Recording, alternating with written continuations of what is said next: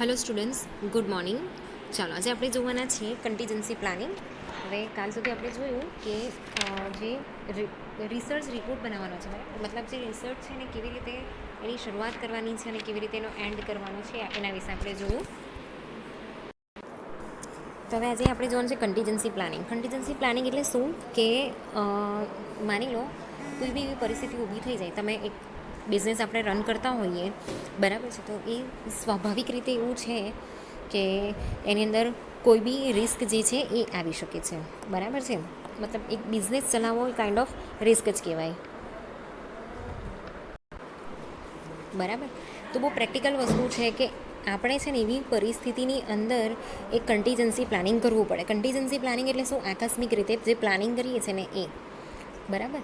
તો એમાં કેવું છે કે બિઝનેસ રન કરતાં કોઈ બી મતલબ એ આવી શકે છે, ક્રાઇસિસ અહીંયા આવી શકે છે.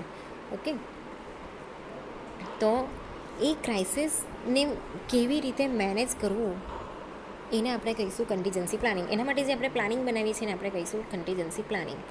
ઓકે, તો starting and running a small business in an inherently risky practice because there is no guarantee that a new venture will attend profitability. બરાબર. તો એક નવું વેન્ચર જ્યારે આપણે ચલાવતા હોઈએ કે જે જૂનું આપણે ચલાવીએ છીએ, તો એ સ્વાભાવિક રીતે કેવું છે કે ગમે ત્યારે કંઈ પણ ઊભું થઈ શકે છે, બરાબર છે. કોઈ ગેરંટી નથી કે એ મતલબ સ્મૂધલી ચાલશે જ. કંઈ ને કંઈ જો છે એ આપણે ફેસ કરવું જ પડતું હોય છે. Unforeseen events or disasters can be especially harmful to a business. For example, a fire, earthquake, flood can make it possible to continue operating a business normality. હવે એવી કોઈ બી ઇવેન્ટ આવી શકે છે, બરાબર છે, કે જેના વિશે આપણને કોઈ ખબર નથી હોતી. કોઈ ડિઝાસ્ટર બી થઈ શકે છે, ઓકે, જેના લીધે બિઝનેસને હાર્મફુલ બની શકે. આગ લાગી ગઈ માની લો ફેક્ટરીની અંદર, અર્થક્વેક આવી ગયો, ફ્લડ આવી ગયું, બરાબર. તો એવી પરિસ્થિતિની અંદર આખો જે બિઝનેસ છે એને નોર્મલી કન્ટિન્યુ કરવું એ પોસિબલ નથી. તો એવી પરિસ્થિતિની અંદર આ જે કન્ટીજન્સી પ્લાનિંગ છે ને એ આપણે બનાવવું પડે, બરાબર છે. કેમ કે એ કેવું છે કે બિઝનેસનું જે આખું ફાઇનાન્શિયલ હેલ્થ છે, એની જે પ્રોફેશનલ ઇમેજ છે, બરાબર, જે માર્કેટ શેર છે, એના પર એ સીધી અસર કરતી હોય છે. તો આવી કોઈ બી નેગેટિવ ઇવેન્ટ બને છે જ્યારે, બરાબર, કે અનએક્સપેક્ટેડ ફોલ અહીંયા થાય છે, ત્યારે આપણે શું કરવું પડે છે કે એક અર્જન્ટ પ્લાનિંગ આપણે કરવું પડે છે. એક સોલ્યુશન આપણે લાવવું પડે છે. ઓકે, તો આવી પરિસ્થિતિની અંદર જ્યારે કેવું છે કે આપણે ઓલરેડી બીજા બધા પ્લાનિંગ તો બનાવેલા જોઈએ, પણ આવી પરિસ્થિતિ ઊભી થાય જ્યારે કોઈ ડિસ્ટર્બ ઊભું થાય, તો આપણે શું કરવાનું કે આવા જે પ્લાનિંગ છે એની અંદરથી જ આપણે કંઈક બીજા નવા પ્લાનિંગ જે છે એ ઊભા કરી દેવાના, કે જે જેટલી પોસિબલ સિચ્યુએશન હોય એને નોર્મલ બનાવવાની ટ્રાય કરવાની છે આપણે, બરાબર. તો જે પણ બિઝનેસ પ્લાનિંગ છે એને મતલબ કેવું છે કે આપણે લોંગ લાસ્ટિંગ ચલાવવા માટે કંઈક ને કંઈક પ્લાનિંગ તો કરેલું હોય ને, એને આપણે અહીંયા ફોલો કરવાનું છે, બરાબર. તો ચાલો આપણે જોઈએ કે what is a business contingency plan. તો જે બિઝનેસ કન્ટીજન્સી પ્લાન છે એના સ્ટેપ કયા કયા છે? Crisis management, continuity plan, asset security, mismanagement, reorganization. હવે આ જે 5 સ્ટેપ છે એનાથી આખું કન્ટીજન્સી પ્લાનિંગ જે છે ઓન ધ સ્પોટ આપણે ઊભું કરવાનું છે, બરાબર. કન્ટીજન્સી એટલે શું? આપણે ઇમરજન્સીમાં બધું ઊભું કરવાનું છે. તેમાં સૌથી પહેલું છે ક્રાઇસિસ મેનેજમેન્ટ. તો ક્રાઇસિસ તમને બધાને ખબર પડતી જશે કે ક્રાઇસિસ એટલે શું, કે જે પણ પ્રોબ્લેમવાળી પરિસ્થિતિ ઊભી થઈ છે કે જેના લીધે બધું સ્મૂથલી ચાલતું હતું અને એના પર કોઈ ઇફેક્ટ થઈ છે, કોઈ બી ડિઝાસ્ટર છે, બરાબર, કે પછી કોઈ ઓર્ડર છે એનામાં નુકસાન થઈ ગયું આપણને, કે કોઈ બી પરિસ્થિતિ આવી શકે છે આપણી. તો એવા ટાઈપના જે ક્રાઇસિસ છે, લાઈક જો many types of crisis that can affect the well-being of a company include natural disasters, loss of orders, fire in the warehouse, on the job inquiries, or even disgruntled customers. ચાલો, તો કેવું છે કે કોઈ પણ પ્રકારનું disaster જે છે એ ઊભું થઈ શકે છે, બરાબર. માની લો કે આગ લાગી ગઈ વેરહાઉસમાં, બરાબર, કે રેલ આવી ગઈ, ભૂકંપ આવી ગયો, કોઈ ઓર્ડર છે એ ઓર્ડરનું પેમેન્ટ નહીં આવ્યું હોય, બરાબર, કે પછી માની લો કે જાય છે ને એક્સિડન્ટ થઈ ગયું તો એટલા ભાગનું મતલબ એટલો જે વસ્તુ જે છે એ તો ખરાબ જ થઈ ગઈ હોય ને, બરાબર, કંઈ પણ થઈ શકે છે. તો plans to deal with crisis generally include department by department SWOT analysis, strength, weakness, opportunity and threats. હવે SWOT એનાલિસિસની અંદર શું છે કે એની સ્ટ્રેન્થ, એની વીકનેસીસ, ઓપોર્ચ્યુનિટી કેટલી છે, કે પછી એનાથી મતલબ બિઝનેસને કઈ જગ્યાએ નુકસાન થઈ શકે છે કઈ પરિસ્થિતિમાં, એ વસ્તુ આવે છે અહીંયા, બરાબર. એ બધી જ વસ્તુની પોસિબિલિટી જે છે કે પછી આપણી સામે જે પણ ક્રાઇસિસ છે, જે પણ ચેલેન્જીસ છે, એને સોલ્વ કરવાનું પોટેન્શિયાલિટી આપણામાં કેટલી છે એ આપણે જોવાનું છે. ઓકે, એના પછી છે કન્ટિન્યુટી પ્લાન. હવે આપણે શું કરીએ છીએ કે સ્મોલ બિઝનેસ બી રન કરતા હોઈએ ને તો આપણે જે પ્લાનિંગ બનાવેલું છે ને એ પ્લાનિંગ કેવું છે કે કન્ટિન્યુઅસ એની અંદર પ્લાનિંગ કરતા રહેવું પડે. તો બિઝનેસ કન્ટિન્યુટી પ્લાન જે છે, તો business continuity plans cover a range of situations including the date of a key executive or manager, crisis events that threaten to shut down business operations for an extended period of time, and any other financial situation or unexpected event that threatens to destroy or injure the company. હવે કોઈ પણ business continuity plan હોય ને એની અંદર છે ને અમુક situation પ્રમાણે આપણે શું કરીએ કે પ્લાનિંગ છે ને ABCD એવા આપણે રેડી રાખીએ. માની લો કે જે કી એક્ઝિક્યુટિવ કે મેનેજર છે એમની ડેથ થઈ ગઈ તો એમની એ નહીં હોય ત્યારે એમની જગ્યા પર આપણે શું કરવું, કોને ઓપોર્ચ્યુનિટી આપવી, કોને રિસ્પોન્સિબિલિટી આપવી, બરાબર. પછી કોઈ પણ એવી ક્રાઇસિસ ઇવેન્ટ થઈ જાય, એ ફાઇનાન્શિયલ ક્રાઇસિસ પણ હોઈ શકે, બરાબર, પ્રોડક્શનને રિલેટેડ બી હોઈ શકે, કે પછી ઇન્ટરનેશનલી બી હોઈ શકે, બરાબર છે.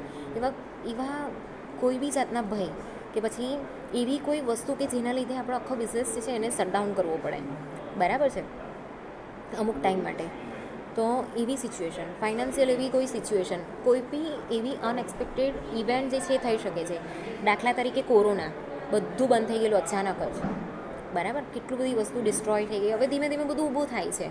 ઓકે, જેમ જેમ સોલ્યુશન મળે એમ ઊભું થાય છે, પણ ગમે તેવું નુકસાન તો થયું જ ને આપણને, હા ને. એટલે જે continuity plans generally involves insurance policy that provide for a cost of keeping the company in operation and the cost and hiring the consultant that, એટલે જે ઇન્સ્યોરન્સ પોલિસી છે, બરાબર. તો કન્ટિન્યુટી જે પ્લાન છે એની અંદર આ જે ઇન્સ્યોરન્સ પોલિસી છે એ જે છે એનો સમાવેશ થાય છે. જેથી કરીને શું થાય કે આગ લાગી ગઈ કે કંઈ બી નુકસાન થયો, બિઝનેસ બંધ થઈ ગયો, તો આ પ્લાનિંગથી આપણે જે પણ પૈસાનું રોકાણ કરેલું છે આપણને મળી જાય અને આપણે એના પછી જે બિઝનેસ છે એને આપણે કન્ટિન્યુ રાખી શકીએ છીએ. અને આ પ્રકારના જે પ્રોબ્લેમ છે એને સોલ્વ કરવામાં કે એને ફરીથી રીસેટ કરવામાં આપણને હેલ્પફુલ બની શકે છે, બરાબર છે. એના પછી છે asset security. The theft and destruction of intellectual property, such as trade secrets and computer programs, key machinery or equipment, or any other valuable assets a company needs for its operations and maintenance of its market position, are generally covered by a security plan. This also includes the security of the company's internal computer network and confidential file. હવે જે asset security છે, બરાબર, એટલે કે ચોરી થઈ જવી કે પછી નુકસાન થઈ જવું, ખાસ કરીને જે ઇન્ટેલેક્ચ્યુઅલ પ્રોપર્ટી છે, બરાબર, કે આપણા જે ટ્રેડિંગના સિક્રેટ્સ છે, આપણે જે ઓનલાઈન આપણે શું કરીએ છીએ કે આપણા મેલની અંદર આપણે બધા ફાઇલ સાચવતા હોઈએ, કે કોમ્પ્યુટર પ્રોગ્રામ જે છે કે આ સોફ્ટવેરથી અમે આ ચલાવીએ છીએ, આ પ્રોગ્રામથી અમે આ ચલાવીએ છીએ, પેમેન્ટવાળા હોઈએ તો પેમેન્ટ કરીને આપણે કરીએ છીએ. પછી જે કી મશીનરી છે, બરાબર, કે ઇક્વિપમેન્ટ છે, એને આપણે રન કરતા હોય, આપણે કોઈ સ્પેશિયલાઇઝેશન એની અંદર બધી વસ્તુ બનાવેલી હોય, ઓકે. કે પછી આપણા જે રેકોર્ડ્સ છે એને આપણે ઓનલાઈન રાખતા હોઈએ કશે સાચવીને, ઓનલાઈન સ્પેસની અંદર, મેલની અંદર, કે પછી એવી ઓનલાઈન સ્પેસ બી મળે છે, ઓકે. એના પછી કમ્પ્યુટરની અંદર સાચવીને રાખતા હોય તો એને કેવું છે કે વાયરસથી બ્રેક કરીને કોઈ બી છે ચોરી કરી શકે છે, બરાબર. તો એ બધી વસ્તુ જે છે એને મેન્ટેન કરવું પણ એટલું જ જરૂરી છે. તો એના માટેના જે સિક્યુરિટી પ્લાનિંગ છે એ આપણે બનાવવા જોઈએ. તો એવા જે કોમ્પ્યુટર નેટવર્ક્સ છે, બધું નેટવર્કથી ચાલતું હોય, બરાબર. તો કમ્પ્યુટરના જે ઇન્ટરનલ નેટવર્ક છે કે પછી જે કોન્ફિડન્શિયલ ફાઇલ છે એને આપણે સિક્યુરિટી પ્રોવાઈડ કરવી જોઈએ. A security plan attempts to block any negative contingencies that might occur, but when they do, the company's contingency plan prescribes backup of certain customer and corporate records and intellectual asset. તો આવા જે security plannings છે કે જેની અંદર કોઈ પણ જાતની આવી નેગેટિવ વસ્તુ થાય તો ત્યારે આપણે શું કરવું જોઈએ એના માટેના પણ કેટલાક કન્ટિજન્સી પ્લાન જે છે પ્રિસ્ક્રાઇબ ઓલરેડી કરવામાં આવે છે, એના બેકઅપ પણ આપણે લેવામાં આવે છે. હવે માની લો કે કંઈ વાયરસ આવી ગયો ને બધી વસ્તુ ઉડી ગઈ, તો આપણે ક્યાંથી લાવીએ? તો એના માટેના જે બેકઅપ પ્લાનિંગ છે એ આપણે લાવવા પડે. તો legal strategies are also included in a contingency plan for a purpose of helping a mitigate the damage created by such events. તો એના માટેની લીગલ સ્ટ્રેટેજી પણ આવે છે. જો આવી રીતે કોઈ આપણા ડેટા ચોરી કરે તો આપણે એના પર લીગલ કેસ પણ કરી શકીએ છીએ, બરાબર. એના પછી છે મિસમેનેજમેન્ટ. તો મિસમેનેજમેન્ટની અંદર શું છે કે fraud, theft, operational errors, mismanagement and personal scandals are all crises that require special public relations strategies as well as various type of insurance. તો કોઈ ફ્રોડ હોય, કોઈ એવું થેફ્ટ થઈ જાય, ઓનલાઈન થેફ્ટ, ડેટા ચોરી થઈ જાય, બરાબર, ઓનલાઈન પૈસા ચોરી થઈ જાય, પછી કોઈ ઓપરેશનલ એરર પણ આવી શકે છે, બરાબર છે. કોઈ પણ જાતનું મિસમેનેજમેન્ટ જે છે અહીંયા થઈ શકે છે. ઓકે, કે પછી કોઈ પર્સનલ સ્કેન્ડલ થઈ જાય, અંદર બધું શું થાય કે કંપની જે છે એના પૈસા ચોરી થઈ જાય. તો એવા બધા જે ક્રાઇસિસ છે ત્યારે પણ એક કેવું છે કે કેટલાક પ્લાનિંગની અને કેટલીક સ્ટ્રેટેજીની આપણે અહીંયા જરૂર પડે છે. તેમાં વેરિયસ ટાઈપ્સ ઓફ પેલી જે ઇન્સ્યોરન્સ આવે છે ને એનો આપણે અહીંયા સહારો લઈ શકીએ છીએ.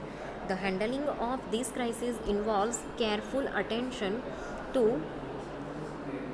Legal consideration and liability two share holders. હવે આપણી કંપનીની અંદર બધા શેર હોલ્ડર બી હોવાના છે. ઓકે, તો આવું કંઈ બી થાય ને એટલે એ લોકોને એવું લાગે કે અમારા પૈસા ડૂબી જવાના. તો એ જે પબ્લિક રિલેશન છે એ પણ આપણે સાચવવા એટલા જ જરૂરી છે. તો એ લોકોને આપણા પર વિશ્વાસ રહે, બરાબર. તો એના માટે આપણે લીગલ એક્શન જે છે એ લેવા પડે. If not handle immediately with efficiency and confidence they can ruin the company's professional image and ability to do business. હવે આપણે એવું નહીં કરીએ ને તો પબ્લિક શું કરે કે એ લોકો આપણી કંપનીની ઇમેજ જે છે એ બગાડી શકે છે, પ્રોફેશનલ ઇમેજ જે છે એ બગાડી શકે છે, જેનાથી શું થાય છે કે આપણો જે બિઝનેસ કરવાની એબિલિટી છે ને એ આપણે ગુમાવી દઈએ. For this reason, company created a system to check and balances to prevent such problems in addition to creating detailed action plan to deal with these contingencies. તો આવા બધા રીઝન્સના લીધે કે કંપની જે છે એક સિસ્ટમ રેડી કરે છે, બરાબર છે, બધા પર નજર રાખતી હોય છે એ, અને એનું મતલબ ઇવેલ્યુએશન કરવાનું, ધ્યાન રાખવાનું કામ એ કરતી હોય છે, જેથી કરીને કોઈ પણ એવી વસ્તુ ઊભી થાય ને જો ઊભી થાય તો એના માટેના એક્શન પ્લાન જે છે એ પણ રેડી રાખે છે. આ પ્રકારના કન્ટિજન્સી પ્લાનિંગ જે છે એ પણ આપણે ઊભા કરવા પડે છે. એના પછી છે નેક્સ્ટ રીઓર્ગેનાઇઝેશન. રીઓર્ગેનાઇઝેશનની અંદર કેવું હોય કે after the worst has happen the company's contingency plan also covers how the company will reestablish normal operations and reorganize to limit any future contingencies. તો અહીંયા કેવું હોય કે કોઈ બી વર્સ્ટ પરિસ્થિતિ ઊભી થઈ શકે છે કે થાય તે પહેલાં કંપનીએ એક કન્ટિજન્સી પ્લાન જે છે એ બનાવી રાખવો પડે, બરાબર છે, જેથી કરીને કંપનીની અંદર જે પણ નુકસાન થયું છે ને એને આપણે રિકવર કરી શકીએ, એને રીએસ્ટાબ્લિશ કરી શકીએ, અને જે એક નોર્મલ ઓપરેશન થાય છે એને આપણે કરી શકીએ, બરાબર છે. તો અહીંયા કેવું છે કે અહીંયા આપણી જે લિમિટ છે એને રેકગ્નાઇઝ કરીને એના માટેની જે ફ્યુચર કન્ટિજન્સી છે, બરાબર છે, એને આપણે અહીંયા શું કરવું જોઈએ કે આપણે બનાવી રાખવી જોઈએ પહેલેથી.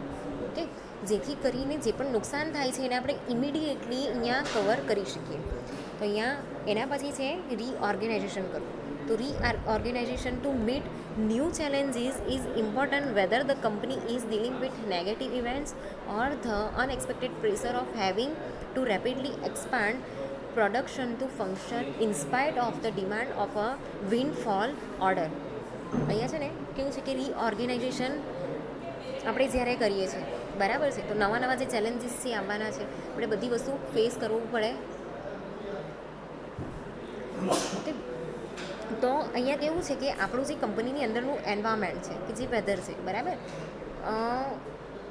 એને આપણે અહીંયા શું કરીએ કે એને પહેલાં જાણી લઈએ અને પછી જે પણ નેગેટિવ વસ્તુ છે કે જે પણ નેગેટિવ ઇવેન્ટ છે કે અનએક્સપેક્ટેડ વસ્તુ જે અહીંયા આવી છે એને આપણે કેવું છે કે રેપિડલી એને દૂર કરી દઈએ ને જે પણ પ્રોડક્શનની કે જે પણ ફંક્શન ચાલે છે એના પર એની ઓછામાં ઓછી અસર થાય એ રીતે અહીંયા ઓર્ગેનાઇઝેશન કરી દેવું પડે, બરાબર છે, જેથી કરીને જે ડિમાન્ડ છે ને એ રેપિડલી ફોલ નહીં થઈ જાય, બરાબર છે. ધીમે ધીમે ફોલ થાય તો આપણે શું કરીએ, પ્રોડક્શન ચાલુ થાય તો એ ધીમે કરીને આપણે એને વધારી શકીએ.